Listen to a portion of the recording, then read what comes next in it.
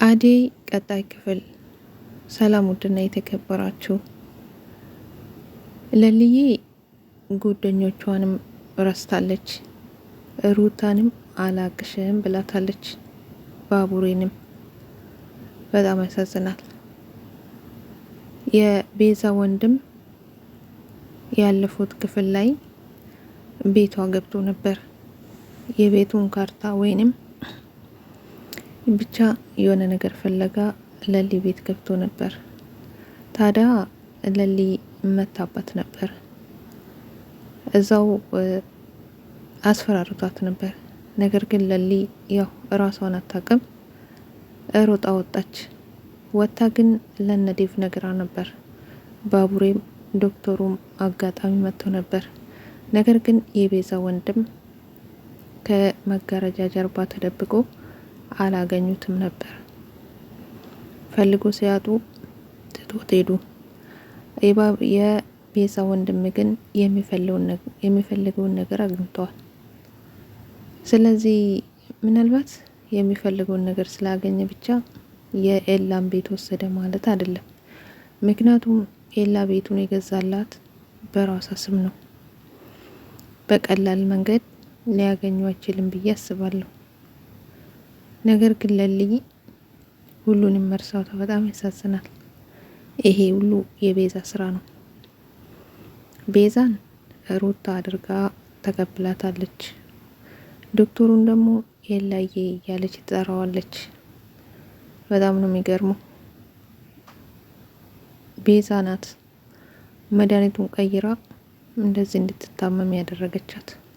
እኔም ይፈራላት ከዚህ የበለጠ መድኃኒት ሰጥቷት ለሊ ከዚህ የበለጠ እንዳትታመም ነው። ምናልባት ከጊዜ ሂደት በኋላ ለሊ ወደ ራሱ መመለሱ አይቀርም። ነገር ግን ቤዛ ቀን በቀን አዲስ ተንኮል ነገር ፍጥራ ትመጣለች። ለልዬ ዶክተሩ ግን መንቃት አለበት። ምክንያቱም የለሊ ፋይልም ከዛ ውስጥ እያወጣች ስም እያነበበች ቀጠሮ መቼ እንደሆነ ህመማ ምን እንደሆነ እያየች ነው ያለችው። ዶክተሩ የሆነ ነገር ሲያጣ ቤዛ አይኗን ማንበብ አለበት። በቤዛ ምክንያት ነው ለሊ እንደዚህ የሆነች ያለችው። ለሊና ቤዛ እንደማይወደዱ ያውቃል።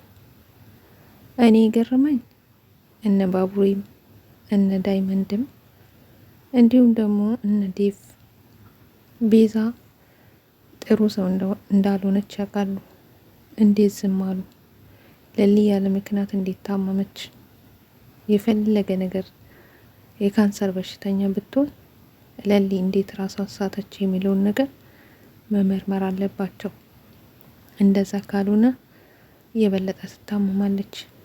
አደይ እና አለልኝ ወደ ጫካ ወስዶ አስሯት ነበር። ነገር ግን እንደምንም አምልጣ ሄዳለች ከጫኔች። እናቷም ደርሳላታለች። አባቷ ግን በቀላሉ ሚለቃት አይመስልም። ምክንያቱም በጉልበት ካልዳርኳት እያለ ይገኛል። አዴን እናቷ ደብቃ ወደ ነበረችበት በቶሎ መሸኘት አለባት። እንደዛ ካልሆነ የአዴ እጣ ፋንታ ጥሩ አይመጣም። እናትየው ለዴቭ መዳር አለባት።